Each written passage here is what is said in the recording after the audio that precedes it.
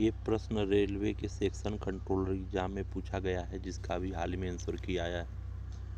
आइए देखते हैं इसका हल कैसे होगा। तो यहाँ पर सबसे पहले नाव की चाल और धारा की चाल का अनुपात 16:5 दिया हुआ है।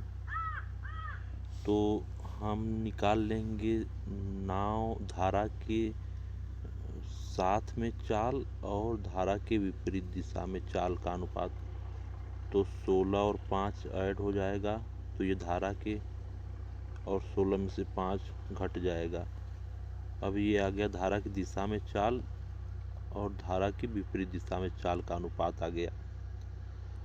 ये 21/11 धारा की 21 धारा के साथ चाल और 11 धारा के विपरीत दिशा में चाल, ये दोनों का अनुपात आ गया। और उसके बाद हम क्या करेंगे, हमसे पूछा गया है कि धारा की दिशा में 17.5 किलोमीटर की दूरी तय करने में कितना समय लगेगा, और दिया है विपरीत दिशा में 16.5 किलोमीटर की दूरी तय करने में कितना समय लगेगा। तो सबसे पहले हम निकालेंगे विपरीत दिशा में 17.5 किलोमीटर जाने में कितना समय लगेगा, क्योंकि हमसे धारा की दिशा में 17 किलोमीटर में पूछा है और विपरीत में 16.5 में दिया है। तो विपरीत में इसके बराबर 17.5 किलोमीटर के दूरी जाने में कितना समय लगेगा वो पता कर लेंगे, क्योंकि यहाँ से हमें ये भी दूरी बराबर हो जाएगा 17.5 का। तो वहाँ से फार्मूला लग जाएगा, जब दूरी बराबर रहता है तो चाल का स्पीड का रेशियो उनके समय के व्युत्क्रमानुपाती होता है। ये वाला फार्मूला लग जाएगा और आंसर आ जाएगा हमारा। तो 16.5 किलोमीटर में 45 मिनट, तो 1 किलोमीटर जाने में 45/16.5 और 17 किलोमीटर जाने में 17.5 का गुणा हो जाएगा।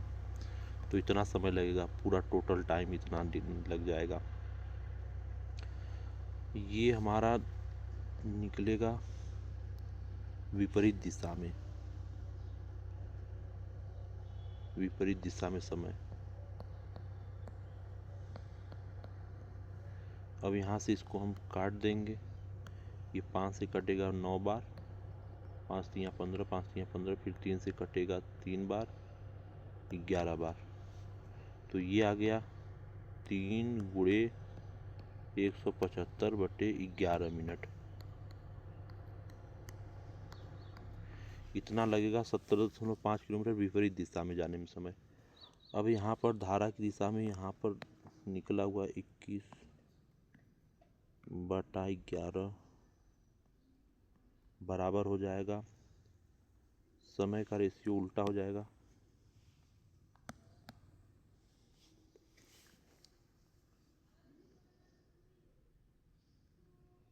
x 3 × 175 × 11, 11 से 11 कट गया, 3 से 7 कट गया, 7 से 25 बार कट गया, x बराबर 25।